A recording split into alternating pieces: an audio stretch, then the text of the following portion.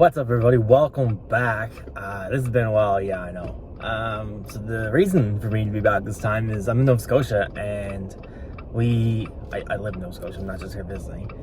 We had a pretty bad storm lately, and the last time we had, it was a hurricane, I'm pretty sure. It was back in like October, a couple years ago, and I just made a quick video of like the damage and stuff that happened for that.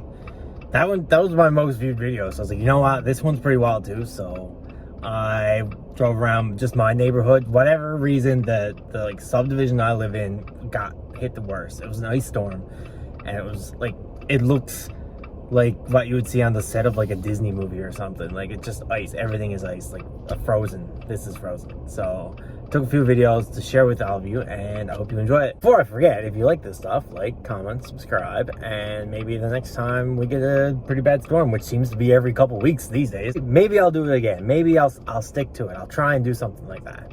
Like, comment, subscribe. Thank you for watching. Peace.